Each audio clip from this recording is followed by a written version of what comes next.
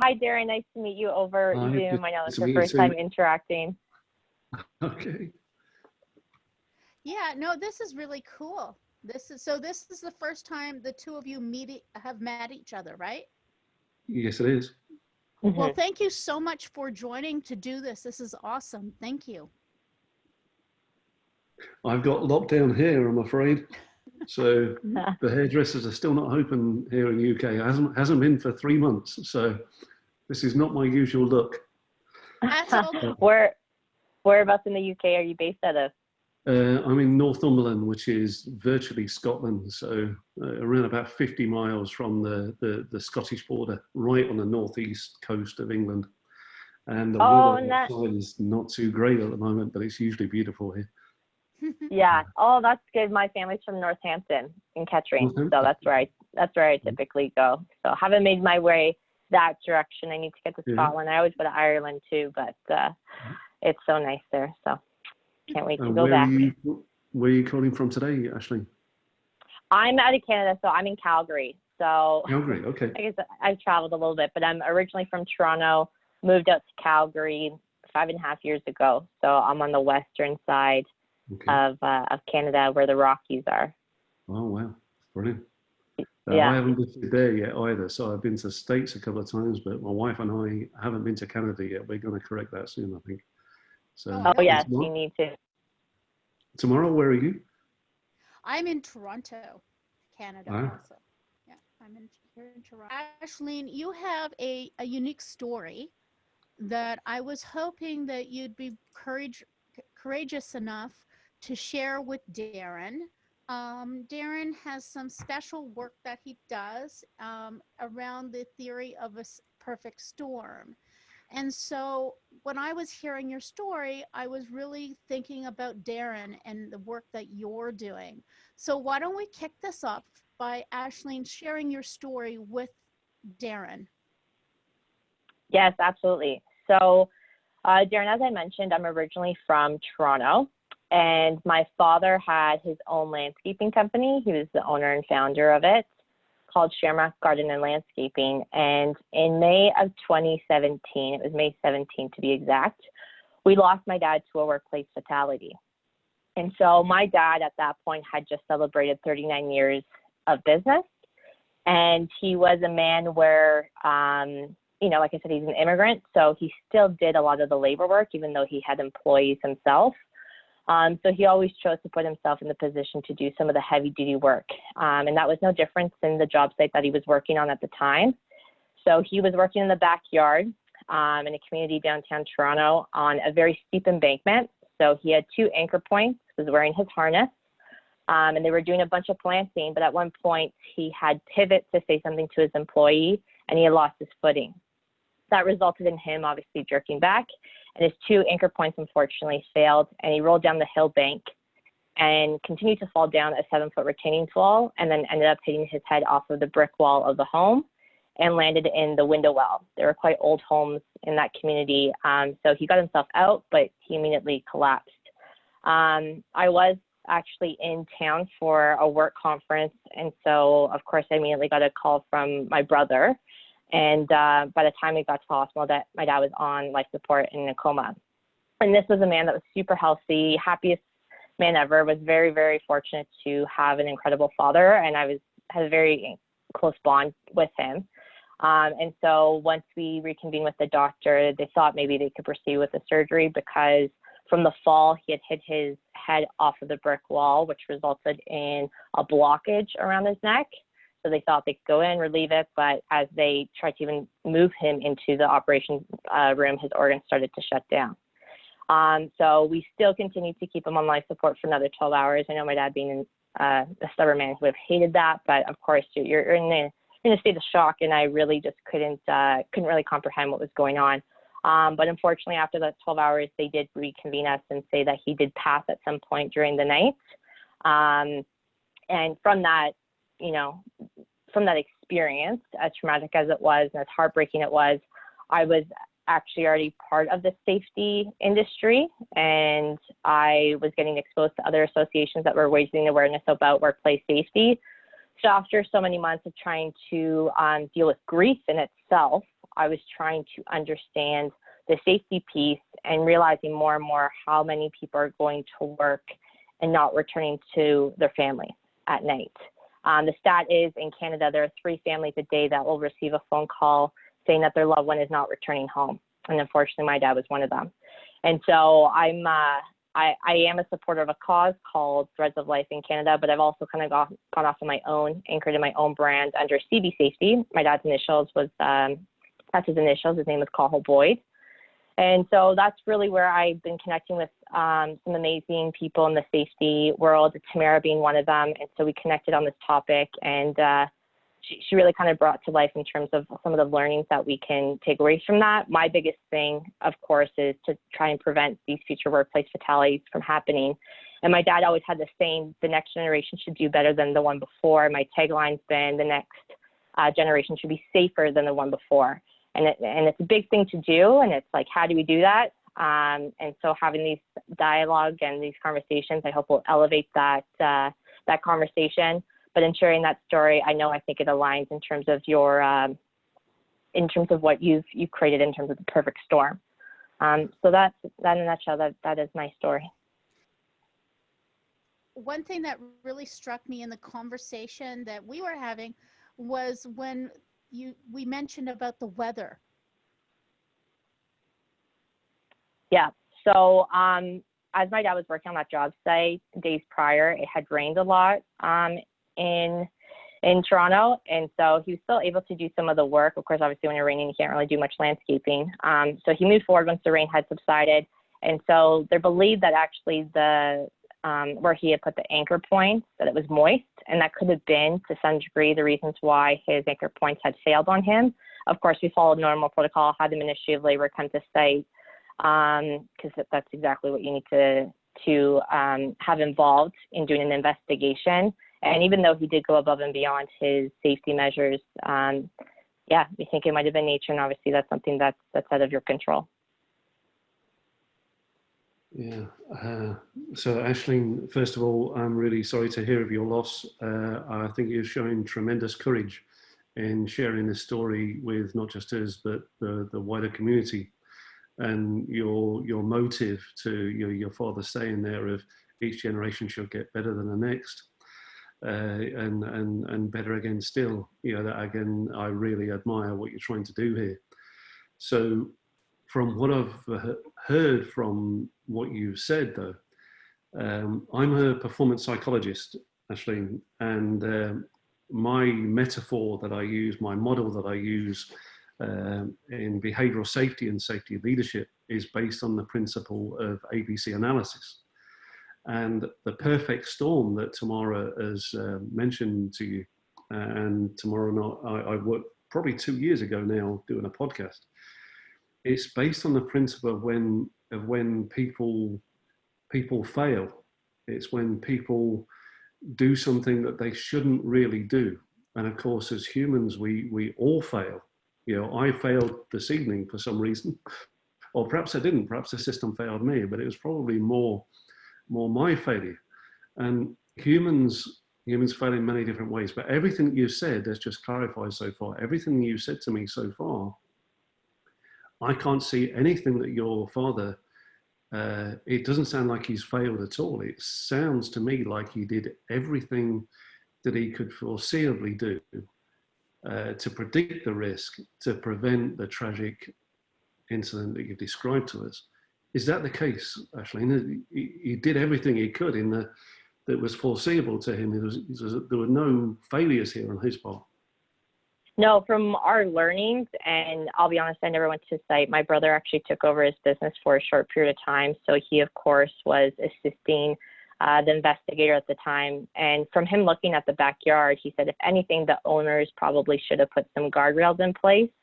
But in terms of the measures my dad put in, they said, yes, he followed suit in terms of what had to be done. So, of course, maybe a guardrail could have obviously prevented him from further falling down a 7-foot retaining wall. But we kind of looked at that twofold. Was it, my brother said freak accident. I'm like, do we really use that terminology in the safety space? But I also think it was a little bit more risky knowing, yes, he was an hour away from finishing the job, which was even harder to make sense of. But he put himself in that harness. He didn't put his other employees in that harness. And so I think for certain, I know my dad was very, very strict when it came to safety. I would walk on job sites and see his temper elevate, because I knew the liability, of course, as an owner. So we didn't go into further investigation. We're not a family to go and sue the family. That was not how my dad would want us to go about it. And at the end of the day, that does not bring him back. And so we just kind of followed suit in terms of what they said. And they said he followed the best he could. And unfortunately, I think it was the weather that may have played a role in it. Okay, so thanks for explaining further there. Because what usually happens in the vast majority of cases, research suggests, and what I believe, is that when accidents like this happen, they are usually preventable. And in almost all cases, it does result, it's as a result of some kind of human error, human failure, whatever that might be. Now, the scenario you describe is still very real. I've got a picture in my head, as I'm sure you have. And we could use the ABC model to try and identify what might have happened. And it would be particularly interesting to do that, because your dad was the owner of the business. He was the leader of men and women. And he took it upon himself to perhaps take that risk himself to get the job finished for the client or the customer. Just for that last hour or so. That's the picture of the scenario I've got in my head. So our question needs to be, why is it that people put themselves in risk situations like that? So I can happily describe the ABC and the perfect storm model, and then for you to draw your own conclusions to help others perhaps look at things through a different lens when they come to these situations in the future. Tamara, is that what you envision to happen here? Ashling, so if we're assuming that this is a behavioral issue, either your father's or the people around him, the clients, or the people that might have been responsible to put that extra guard in place to prevent his tragic fall. When we look at behavior, the strange thing is the best way to do this is to not actually look at the behavior itself, and to look at the circumstances either side of the behavior. And this is where it's an interesting model to look at called ABC analysis. Are you familiar with ABC analysis, Ashling? No. Okay, I can send you some details through. And at the end of this podcast, I'll send you a link so you can study this a little bit more with some worked examples as well that we've developed. So first of all, what I mean about sort of looking at the things that occur either side of the behavior is, first of all, before your dad decided to make that decision to get on that platform to complete this job, there would have been loads of factors in place before he even stepped onto that platform to complete the job. Now, traditionally, well, it might be easier if we moved away from the instance itself and we try to think of a behavior that you and I might have done, Ashling, and most humans might have done in their lives, and then we'll come back to the incident itself. So Ashling, have you ever taken a risk whilst you're driving, for instance? You have? In terms of taking a risk while driving? Yeah. Have you ever driven without a seatbelt? Have you ever skipped a red light? Have you ever looked at your mobile phone whilst you're driving? Yeah, I would say I'm at fault for looking at the mobile phone as best as I try and throw it in the back seat. And this is a typical behaviour that we all know that it's wrong. We all know that we're putting ourselves at risk, and maybe others as well. But many people, in fact, dare I say most people, take that kind of risk almost every day of their lives, even though the circumstances could be just as tragic as the scenario that described with us. So the question is, why do we do this? And let's say looking at our cell phone whilst we're driving. Now, you know, Ashling, just by your body language and where your eyes were going, you know that it's probably breaking the law. You also know you've had some training. You've had, you've seen the videos. You've read the articles of the people that have, had bad accidents in this way. These are the things that are in place before you even consider looking at your mobile phone whilst you're driving. There'll be other things, such as what other things are in place to try and prevent you from doing such a thing? What other things are there to first of all, hopefully stop you from looking at your mobile phone whilst you're driving? Well, I mean, like I think you touched on that, like the laws, like, because we obviously know if it's something that we do, then we could be penalized financially. And then of course it could also affect your driving condition, obviously your driving record. The weather as well, that might be in your thoughts of what the weather might be. Yeah, you'll be aware of the bad things that might happen to you, including getting injured or getting a fine as you described. But what about the things that are in place to almost actively encourage you to do the wrong thing before you look at your mobile phone? What little behavioral triggers are there to almost actively encourage you to look at that message, to look at that text message, or to read that email whilst you're driving? What kind of things are in place to almost encourage you to do the wrong kind of behavior, Ashling? I guess like the light, like the alerts that you get, I guess kind of trigger your attention to then be shifted. Yeah, you'll get some sort of ping, you might get a sound, the phone might light up. Where do you keep your phone whilst you're driving? It varies. Sometimes I try and keep it in my purse, or it's just in. Okay. So I'm not gonna.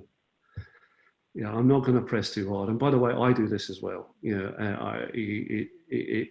many humans do it. And the reasons are, well, first of all, the circumstances that actively encourage us to take the at-risk behavior are not swayed in our favor. Our phone is either in our purse, in our lap, on the seat next to us, maybe being charged right close to us within arm's reach. And we can see and hear the phone.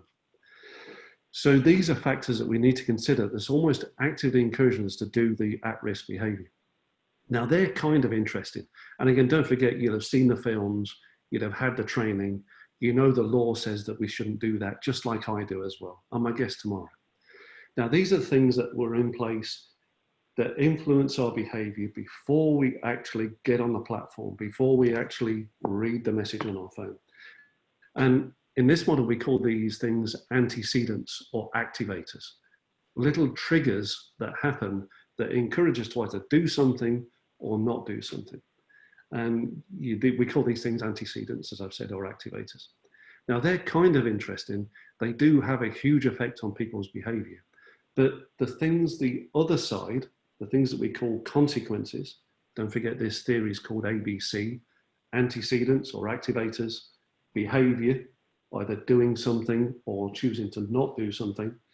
And then the other side of the behavior, there are consequences. There are consequences to our actions. Now, most people, Ashling, think there are only two consequences. Actually, there are four. There are four consequences that we're all aware of that we perceive might happen to us as a direct result of our behavior. This is looking at our mobile phone still. So let's talk about the two obvious consequences first, Ashling. We've already identified one, of course. If you look at your mobile phone whilst you're driving, what bad thing might happen to you? I mean, you can crash, and then you can obviously injure someone, or worse, kill them. Yeah, you can get a fine, you can lose your license, you can lose your job. There are actually lots of really bad things that might happen to you when you take this behavior of looking at your mobile phone. What good things happen to you when you look at your mobile phone? You could be getting something done by, answering the message, whether it's from a customer or a friend. So I guess you're accomplishing something, but. Yeah, and even if it's bad news, even if the message is bad news, actually that's still a good thing because we can react to that news far quicker than if we don't see it. So far there are two consequences as a direct result of your behavior. Something bad might happen and something good might happen. Which one of those things are more likely, Ashling? Something good. Yeah. How often does something good happen when you look at your mobile phone? The probability is a lot higher. Loads of times. And the same for me as well. I'll see the sports results, or, you know, I'll get a message from my son or something. So yeah, there's hundreds, maybe thousands of times that we do this at-risk behavior, and actually nothing bad happens at all. You know, something actually really good happens. So these are the two consequences that most people are familiar with. And the bizarre thing is that bad thing that might happen to us, the key word here is it only might happen to us. Very rarely does that bad thing happen. You know, we don't get caught by the cops, we don't get the fine, we don't have an accident, all those horrible things that you mentioned earlier. So those are the first two consequences that most people understand. There's a third and a fourth consequence, though, that also influence people's behaviors. So the third consequence is some sort of reward. Now, when we talk about a reward or an incentive, in my head, or usually we talk about we're going to get some money for something that we're doing. You complete this job, you complete it on time, we'll give you a little bit of a bonus or a reward. Now, this is very different to something good happening to us. If you're giving me a lift to, where is it, Toronto, did you say? Or, no? I'm in Calgary. Calgary, sorry. If you're giving me a lift to Calgary Airport, and I see you looking at your mobile phone whilst you're driving me to Calgary Airport, hopefully I'm going to say to you, look, Ashling, please don't do that. You know, that's not good for either of us. Or I might actually say to you, actually, thank you, Ashling, for looking at your mobile phone, because you're checking the route, you're looking at the time, and perhaps you're checking what time my flight is from Calgary Airport. So something good for happening to you for checking your mobile phone, I might praise you for checking the route or checking the time or the terminal of Calgary Airport that we're going to. So praise, when we say thank you so much, I'm really proud of you, praise is actually very different to offering somebody a reward. A reward is usually monetary. I like what you're doing, thank you so much, and there's a token of my appreciation. So now we've got three consequences. Punishment, something bad happening, or the threat of something bad happening. Praise, thank you so much, we're really proud of you. And then the third consequence is, we appreciate what you've done, here's some money or a reward or a prize for what you've done for us. And we call this third consequence a reward or an incentive. Rewards and incentives and praise are very, very different. Most people think they're the same, but they're actually, if we're talking about performance psychology, one's an intrinsic motivator that makes us feel proud and put our chest out and shoulders back. And the other one is an extrinsic motivator, which has all kinds of horrible, unwanted consequences on people's behavior. And we can talk about this another time, or in the link that I'm going to share with you afterwards. You'll see lots of other examples in education or sport or crime even, where trying to get to people to do something by offering them a reward or an incentive to get the job done or a target to achieve. It can be effective. People drive towards that target, but it usually leads to all kinds of unwanted behaviors. So that's three consequences so far. Now, the fourth consequence, people sometimes argue with me and they say, quite rightly, because they believe this, they say, Darren, that's not a consequence at all. The fourth consequence is, I don't know, who normally travels with you in your car, Ashling? My boyfriend or your boyfriend. friend. Okay, yeah. So let's say your boyfriend sat next to you in the car and you're driving him to work, or you're driving him to the train or the airport. And whilst you're driving him to work, he might see you looking at your mobile phone.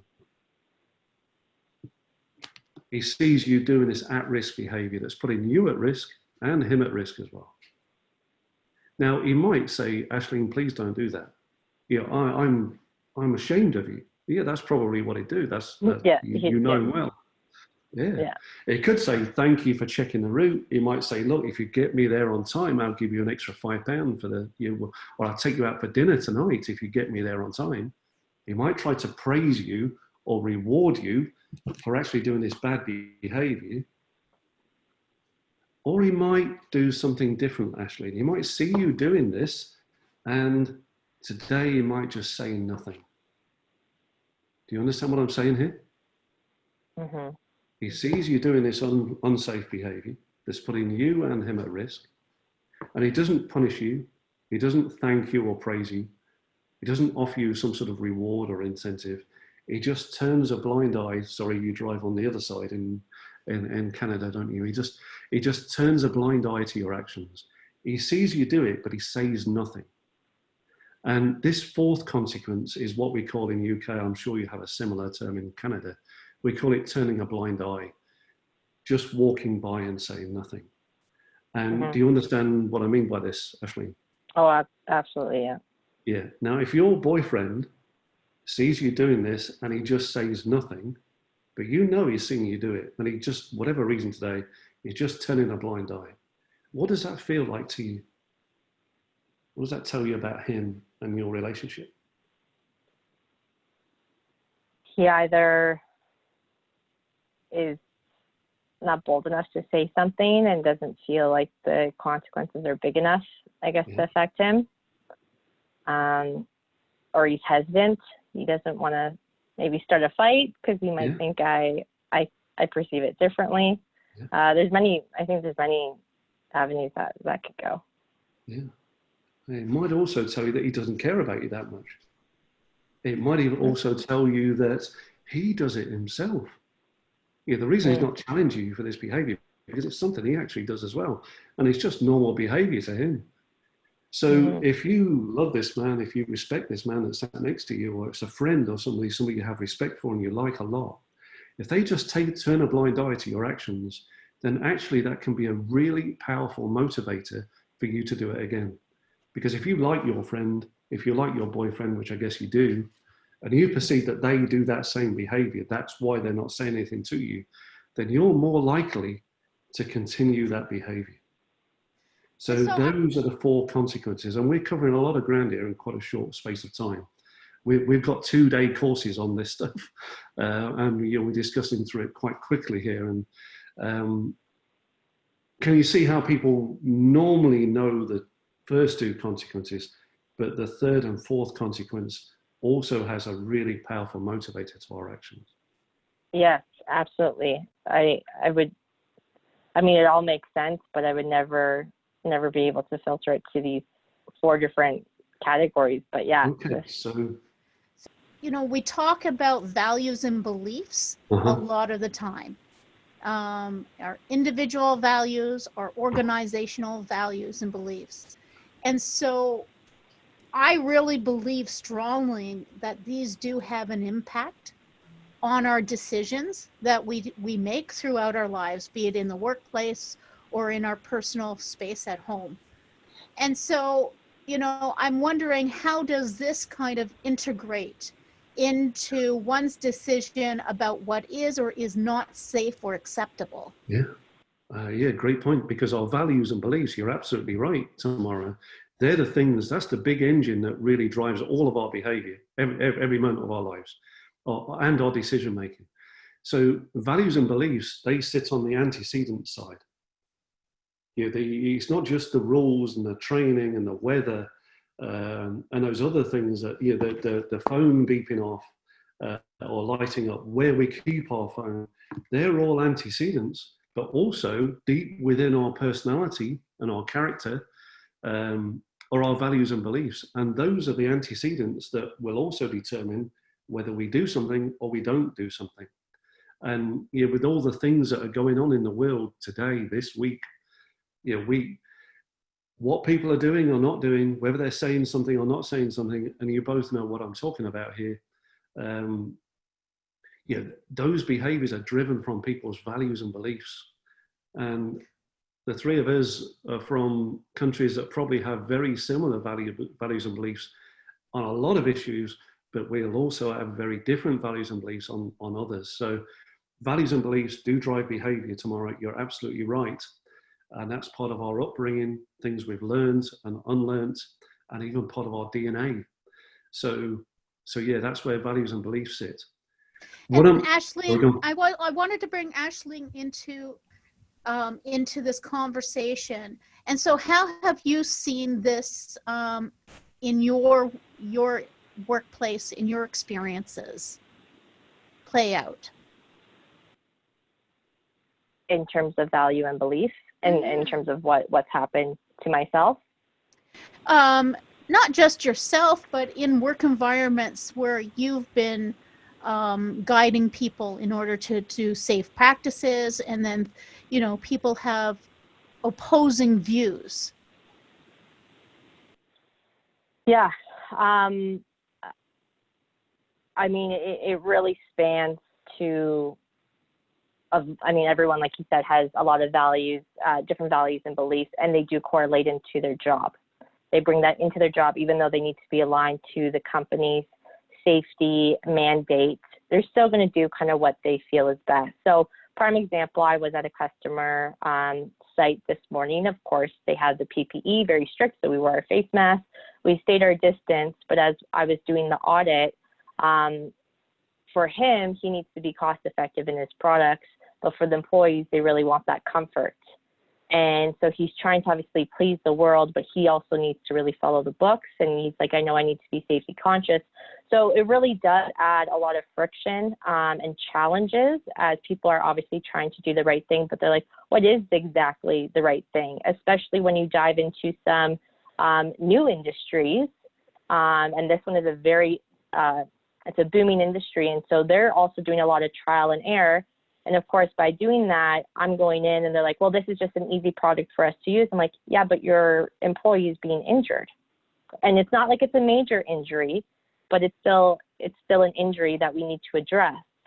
And so it's really hard to kind of, I guess, answer that question, but I do see that every single day as I'm interacting with customers. And there's a lot of challenges to, you know, we all want to do the perfect thing, but what is that perfect thing when there's so much on your plate in terms of trying to follow the regulations from the corporate level, but then the people who are doing the work they're the bones to the company, and you want to ensure that they're comfortable in terms of the safety mandate that's been put in place.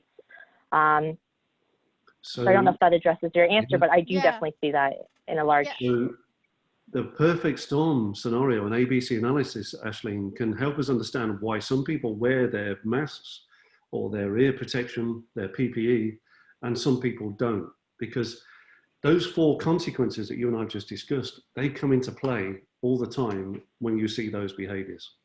So you said that, you know, if they don't wear their PPE, they're going to get hurt. Are they? Yeah, they are getting hurt, but they're like, oh, I get a little bit injured, but I'm still doing the job. So it's a bit like looking at our mobile phone. They could get hurt, but what's more likely to happen for not wearing their mask and not wearing their ear protection? What good things are happening to them? Yeah, they're saving time. They're still doing their job. Yeah, it's easier to do their job. They can see better. They're not messing their hair. They can communicate with their colleagues better. You know, we can get eye-to-eye contact. So those 4 consequences come into play again. You know, that bad thing only might happen. You know, they might lose their hearing. Something might go into their eye and they go blind, but it's not very likely to happen. What's more likely to happen is they can see better and their peripheral vision is better. They can hear better and have a better conversation. So the good things that are happening to people for not wearing their PPE are actually far more prominent and far more certain and soon than those bad things that we try to motivate people for. And of course, what's the 4th consequence again, Ashling? That was turning a blind eye. Yeah. Is that going on? When people don't wear their PPE, yeah, of course. The safety people, their colleagues, their team leaders, the safety people sometimes may well see people not doing the right thing. And, you know, just like your boyfriend, just like my wife, they might just ignore that behavior because they're too busy to get things done as well. and we can ABC analyze their behavior there as well. So these 4 consequences, just one final thing, the perfect storm exists is when they all wrap in together. And the way I normally finish the story as we introduce the first session of our course on behavioral safety leadership is, we go back to the phone scenario, and we go back to taking us to the airport, and you're driving me to Calgary Airport, and I see you look at your mobile phone, but I don't challenge you like your boyfriend would. I just choose to turn a blind eye. So I've not punished you or challenged you. I've just chose the 4th consequence at the moment, and I've just turned a blind eye to your actions. Now, why might I do that? Why might I just turn a blind eye to your actions to get me to Calgary Airport, to get me back home to Edinburgh? I mean, maybe you just don't want to offer any distractions and you just want to get to your endpoint, or, maybe sometimes it depends on the relationship you have with the person. Might not want to be as open to suggesting your own opinions. There could be a lot of answers to this. All those things. I don't want to upset you. I don't want to, you're doing me a favor by giving me a lift to the airport. And actually, don't forget, I really need to get to that airport to get back home. So actually, it's in my interest that you do get me there on time. So we talked about those 2 consequences so far. I've not challenged you. I've just chosen to just do nothing and turn a blind eye. But the perfect storm exists, Ashling, when you actually get me to the airport just on time. And we get there, and you get me to the front of the queue, right to the terminal, right where I need to be. Now, what am I going to say to you now? Even though you've been looking at your mobile phone a couple of times while you're driving me, what am I going to say to you now? I think a simple thank you. I think everything that you saw might be just disregarded. Yeah, I'll just say thank you so much, Ashling. I really appreciate you getting me here on time. Totally ignoring the fact that you've taken a few risks to get us there on time, including maybe skipping for a red light or something. I'm actually praising you for getting me there on time. And of course, I might just say to you, well, actually, next time you're in England, I'll come and pick you up from the airport. Or as a token of my appreciation, buy yourself a beer or something at the weekend for you and your boyfriend. I might also reward you or incentivize you for getting me to the airport on time. So this is what I call the perfect storm. People see unsafe behaviors going on. They don't punish it. They don't challenge it. They just turn a blind eye, which is bad enough. But then, even worse than that, they'll go and say to people, thank you so much, and then offer them some sort of reward. And then what we have in there really, Darren, is it's not just one individual. No. It's like I'm thinking about a workplace scenario of in our grocery retail of the deli workers cleaning ovens. And quite often, there's a lot of PPE that goes with that task of cleaning the ovens because you're dealing with chemicals, etc. And so there is a face shield, there are gloves, there are covers and aprons and stuff. And for quite a while, it was quite a struggle getting the workers to wear it. And then when I kind of drilled down a little bit more, I found there were several consequences going on about why they weren't wearing it. One, the biggest one was the PPE ensemble was a variety of different loud colors. And these were teenagers doing this, and they just felt really stupid in a public space where possibly their friends and people they knew would come in and see them wearing this, right? So there is the impact of the decision makers on what are we going to have people wearing in order to protect themselves. Yeah. And so even in those type of situations, just kind of stepping back and looking at what are we asking people to do? So yeah, that's a really good example, because you're quite right. If the teenagers feel silly because they're too brightly colored, that will make them feel bad, and that's a consequence. But the great thing about it is, as safety professionals, as leaders or managers, we can actually go back to the antecedents now, and we can change the type of PPE that we have. And we can develop some PPE that they'll really want to wear, that might be the colors of their baseball team, or their favorite band or something. Anything that we can do to actually change the mindset of the worker, or the teenagers in this case, to actually really want to wear the glasses or the goggles. And that's where we can use more innovative or more powerful antecedents or activators to drive behavior, rather than sort of using the consequences. Another place that I wanted to take this conversation, because it's really concerning, is how when we look at, you know, there are great leaders that will protect their workers like your father did, where he took the role of the higher risk tasks and jobs and would actually say to other workers, oh no, this is too dangerous to be doing it. But yet they will go and they will put themselves into that greater risk. And so that was part of our discussion too, wasn't it, Ashling? Yeah, and I think now taking Darren's approach, because I know when we first brought that up, which I thought was a great learning point that you called out, because then we went back on my dad's values and beliefs. And as I had addressed, Darren, my dad was an immigrant from Ireland. He grew up on a farm. My grandparents and his 4 brothers were very dependent on the work that they did on the farm. So they worked every single day for hours on end. And you talk to any of my uncles, it's like hard work always pays off. And they worked so hard, but they also needed to get the job done in order for them to obviously get food on the table. Like they were very poor. And so I feel like a lot of that did stem into my dad's life. I mean, there was many reasons why he moved, because obviously Ireland didn't have the opportunities, and he hustled so hard and created this business. And I think, like, Darren, how do I take the learnings that you just addressed?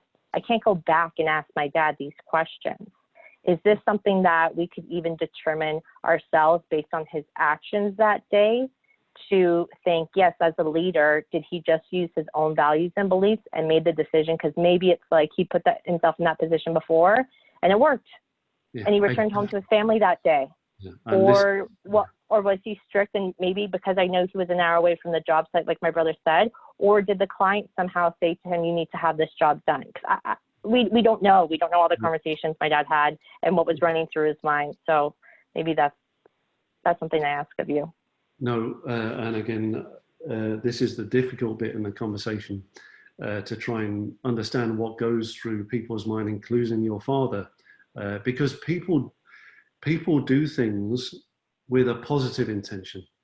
You know, they do things because of their values and beliefs that have been reinforced constantly over their life. And everything you've told us about your father, putting food on the table, getting the job done, pleasing the client, everything that you've told us there are ingrained in his values and beliefs.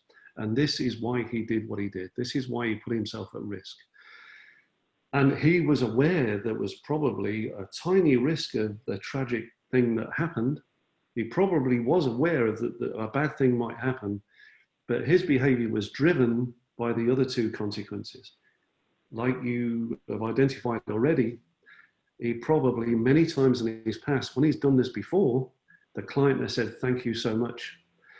We really appreciate what you did here. We needed a job finishing today. And they may have even rewarded him and getting him some sort of, you not only pay him to get the job done, but offer him some sort of other incentive if he got it done quicker or on time even. And of course, that 4th consequence would have been in play, that many times that other people will have seen your father do that, they may well have just turned a blind eye and thought, actually, no, that's just him doing what he does. That's his values and beliefs. And again, the people around him that your father would have grown up with and worked with, who he would have respected and liked and worked with in those environments, when they turn a blind eye to him taking those kind of risks, that again reinforces the behavior that everybody else does that. Just like the scenarios we talked about earlier. And this is the bit of the conversation that I've been thinking carefully about how to approach today, because I can see these things are still raw and it's not easy for you to think about or for me to talk about. But this is why your father took the action. The fact that he was the leader and the owner of the business with all the other extra responsibilities is an even more powerful driver for him to be seen to get the job done, even though he always encouraged others to do it safely. Now, the tough bit now for me now, Ashling,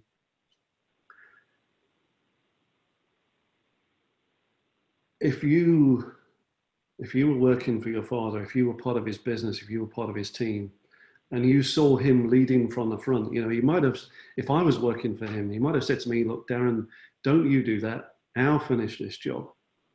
I don't want you to put yourself at risk. I'm going to go forward. I'm going to do this last hour on this job. And there are many leaders that not many, there are a few leaders that I've worked for in the past that have taken decisions like that. And I have the greatest respect for them for doing that, because they look like they're caring for me, and they're taking a risk themselves, and it's an honorable thing to do. The danger is, though, Ashling, go on, sorry, you're going to say something there. The danger is... No, I was going to, I mean, yeah, the danger is him putting him in this position, and yes, it is a great quality as a leader, but I think also with the liability, he just knows he can do the job either the best and complete it. Yeah. That could also have been something that ran through his mind. Yeah. And honestly, he was a very stubborn man. So he probably just thought, I can do it. I'll get it done. I won't put my employees in this position. The work needs to get done. Yeah. And what happens to people like you and I that you really love this man, really respect this leader that we've worked with, and we see him doing things like that? I want to be like him. You know, if I want to get on, if I want to run my own business like him, if I want to do well within his company, if I see people like him, a great leader, do that, then he thinks in his head he's protecting us, and he's not. He doesn't want us to do that. But actually, within my own values and beliefs, because I like him, I respect him, I love him, I'm going to be more actively encouraged to go and be like him. Perhaps not when he's around, because he won't let me. But when he's away somewhere else, I want to be like that, to lead like him. And that's where values and beliefs come from, believe it or not. You know, all those things that you described to us, coming from Ireland, working hard, you know, all those things that he would have seen his father do and leaders around him do. My guess is he'll have seen other people that he likes, he respects, he loves even, put themselves in danger like that and leading from the front. And this is how values and beliefs are formed, by our consequences, how the 4 consequences are lined up. And Tamara, stop me talking, ask another question, or Ashling, ask another question, because, yeah, well, that's why people do these things. Yeah.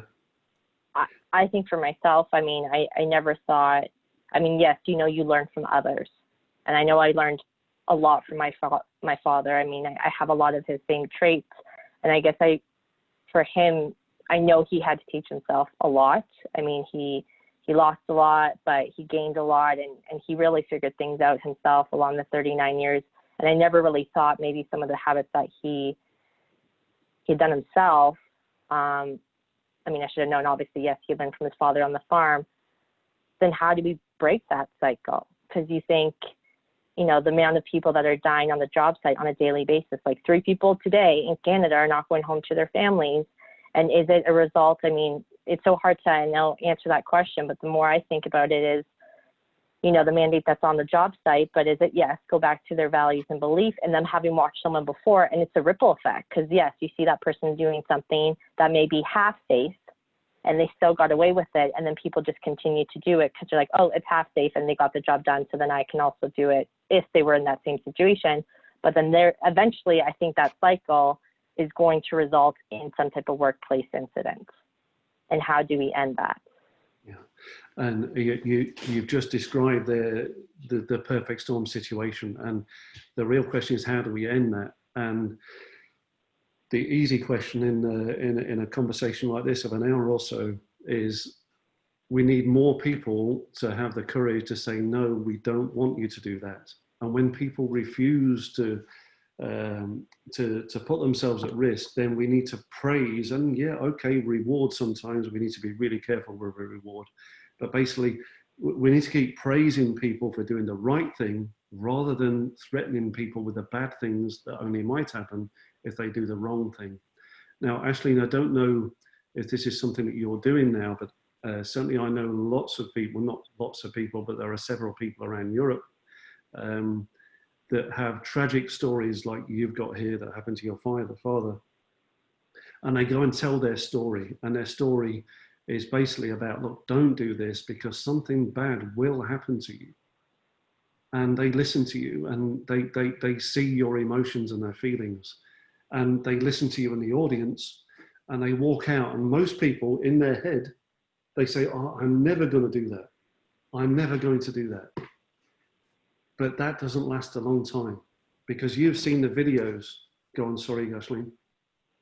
No, and I have been sharing my story with the association, and that's where I've kind of continued to support them, but gone off on my own. And that's where I'm in the stage where I can share this sad story, and people, I'm always saying, you know, check your measures in place, because maybe could he have obviously maybe had a second opinion in terms of the anchor points he had put into the ground. I'm still trying to craft that message to see what are the takeaways. But again, you hear this tragic, and I've spoken even in front of kids, and they've been they've shaken, and they are so emotional for me. And you could tell the fear that they don't want it to happen to them. They don't want it to happen to their parents. But then again, I'm like, how long does that fear actually stay with them for them to actually start to take action? So that's what I'm trying to figure out. I'm like, I could share the story all day, but it's like, that's why I think I'm more focused on trying to get to the younger generation, because it's like anything is habit. And why are we not having these discussions? Like, I look at my 5-year-old nieces, and you try and teach them manners, and it takes them a few years to, you know, start to take initiative to say, thank you, Auntie, rather than me saying like, thank you, forgot to say a magic word there. Yeah. But when it comes to the safety discussion, how do you get it ingrained to them so then they can start to really think of it, other than, yes, crossing the roads and looking both ways, but having that education and insight when they enter the workforce. You need a theoretical piece, but you need the safety piece that goes along with it. And so that's why, like I mentioned before, I'm working with this network and individuals like you, that I'm just learning a vast amount to try and craft essentially that solution, which is super difficult in the safety world. But I feel like there's got to be something that we can do to prevent these. Build on this. I think one of the things that we need to really get out there and encourage more of is being positive, encouraging positive. So if we are seeing people taking the time, taking the care, and valuing, doing things in a way that would protect themselves and others, be brave and say, oh my God, this is so great. I appreciate this. Because then people will feel get that good reward from doing the proper thing. And I'm not seeing that enough. Like, I remember there was an incident in a workplace where I was there, and I heard a manager berating somebody for spotting the ladder, telling the spotter that he was being lazy, he wasn't working, he wasn't doing anything. And so then I came around the corner, and once they kind of broke the conversation and I saw them, I was like, oh, thank you so much for caring enough to be a spotter. A lot of people don't do that role, and that's when an accident happens. And I could see the manager kind of look and shrink, because he had just done the opposite, right? I didn't call the manager on what he had done on the spot, but I wanted to reinforce his health and safety, that what the employee was doing was in fact what they had been asked to do.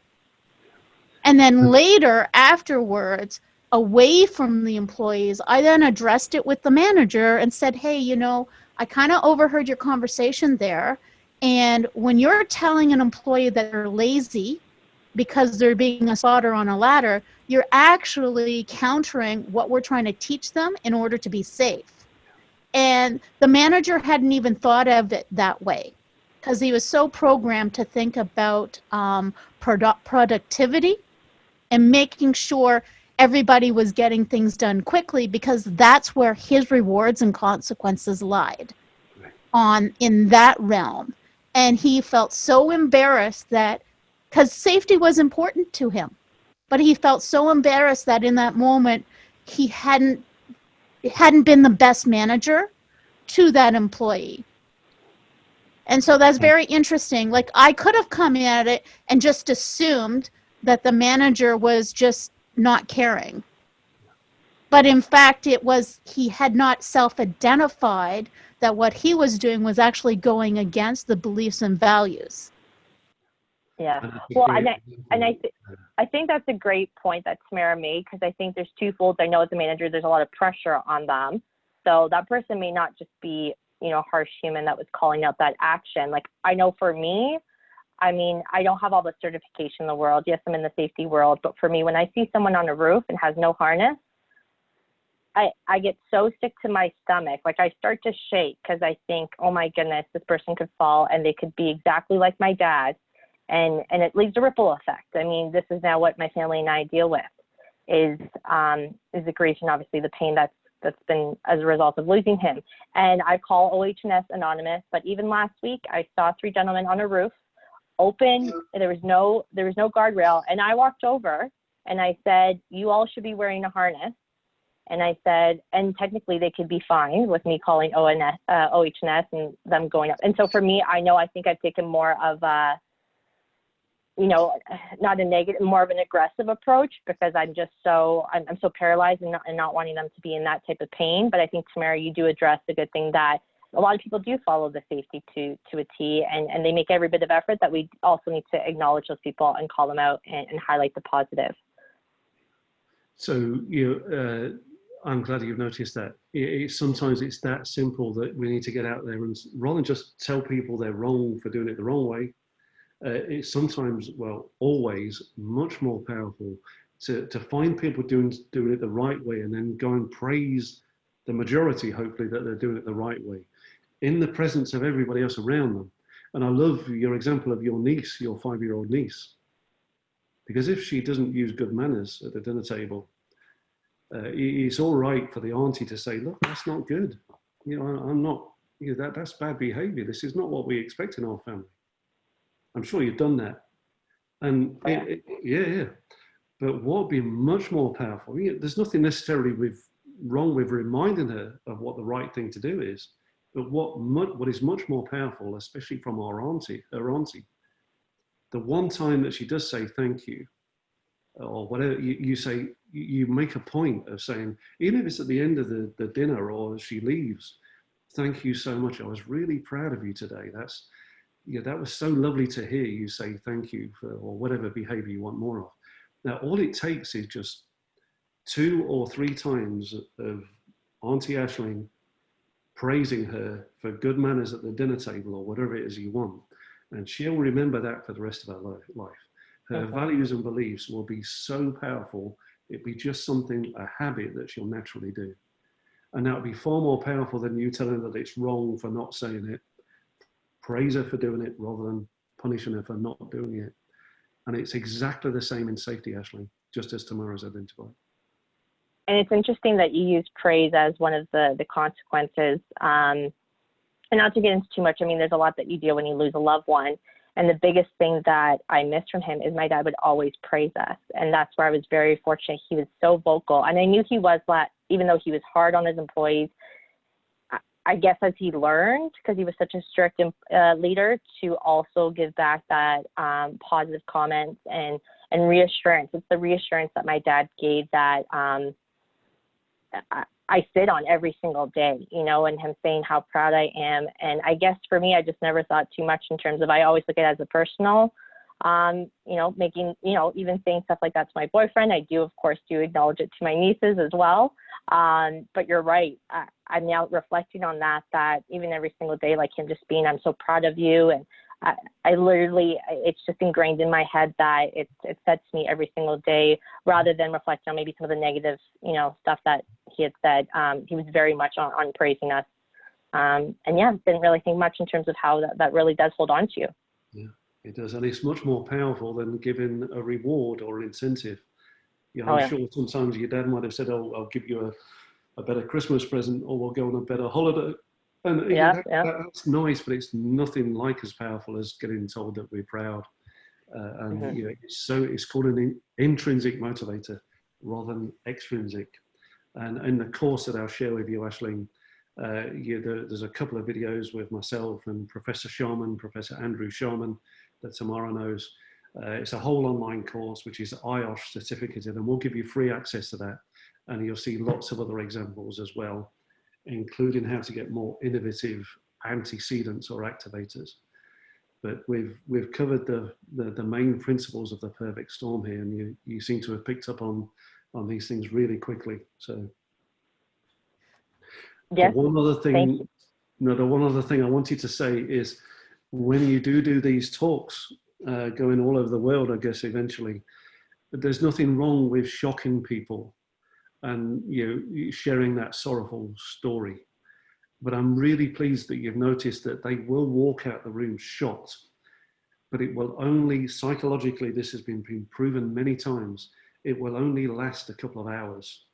By the time they come back into work the next day, with all the other leaders and stuff going on around them, your message will not be in their conscious awareness, and their values and beliefs will not be changed by just that shocking story.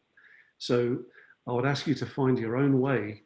By all means, tell them that the shocking story, that's going to be powerful with all the emotions there. If you can get that way, which I'm sure you will be able to.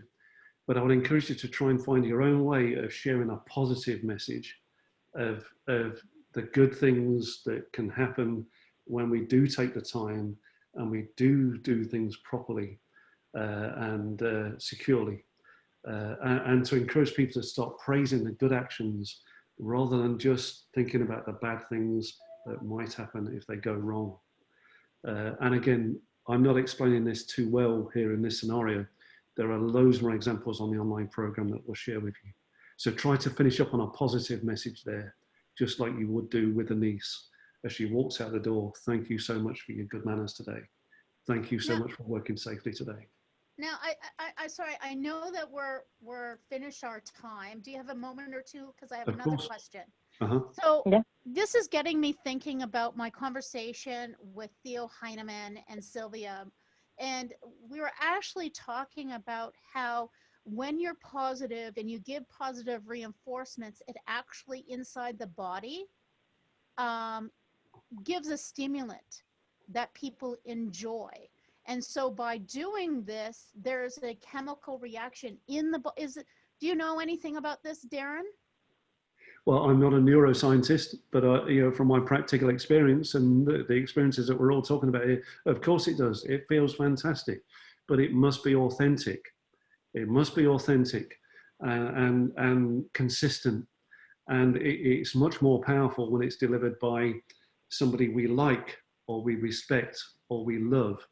So yeah, you're absolutely right. The serotonin or the good hormones flow through our body when we're praised for our performance from people that we like or respect or love.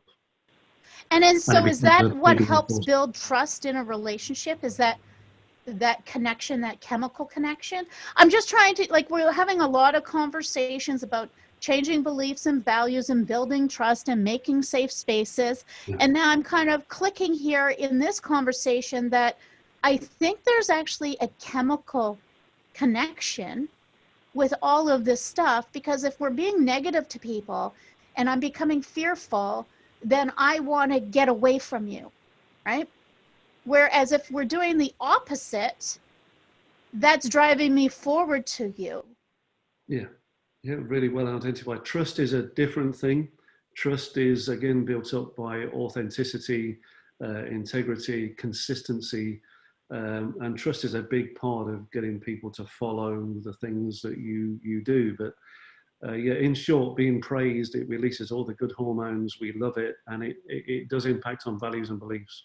Praise is much more powerful than punishment. I'm not sure how long we'd have to finish this off, but the two main consequences are they work most powerfully when they're together. A little bit of a whip, a little bit of a punishment, telling people the bad things that could happen, followed by the praise of good behavior. And I'll be very careful here because we will need to finish the conversation soon. If we think about how religion works, it doesn't matter about what my beliefs are, it's myself. or even politics today, and even politics right back to 300 BC. How leaders motivated people to want to follow them, either good leaders or that did great things, or awful leaders that did horrible things. Those that gather a big following, they are very clever at using these two consequences. If you do it wrong, something bad might happen, but then we get people to do it the way we want them to do, and then we lavish praise on them. Thank you so much. And this is how religion works to get such huge followings, intrinsic motivators. And we could talk about some political leaders on both sides of the fence that we might admire or not admire. They're masters at influencing behavior because they understand the power of those two consequences. Well, that is all the time that we have for today. But thank you both. Now, did either of you have any last thoughts before we go? I just wanted to thank you both. I know, Darren, this is our first time connecting. I learned so much in this short period. I know you are valued, and you do all these speeches, I believe, across the world. So I can't thank you enough for all of your insight today. And it really opened the lens to many things that I can definitely address as I continue to move forward in sharing my story and preventing these workplace fatalities that really should never happen. Great. And from me, Tamara, thank you for the opportunity, the invite. It was always something that I wanted to do this conversation, but I was a little bit nervous about with the recency of the tragic incident. So I just wanted to finish off with, Ashling, I have the greatest admiration and respect for what you're trying to do here, or what you are doing. Keep doing what you do and share your story to influence your behavior, to get each generation to become better than the next, and to just get better each day. Better than we are today, than we were yesterday, and then even better again tomorrow. And that's those incremental gains that can have to aggregate to such performance excellence in safety. So I'll share the link with you. I'll send you an email tonight with a coupon code, and take your time going through the course and keep in touch, Ashling. Anything you want to share with us, either Andrew and I'd be delighted to help you in your mission. Yes, thank you. Thank you so much. I appreciate that, Darren. Great. Thank you both so much for coming today. Thank you. Brilliant. Thanks, Thank you, Tamara. Thanks for putting it together. Have a great day. Have a great day. Stay safe, you too. Stay safe.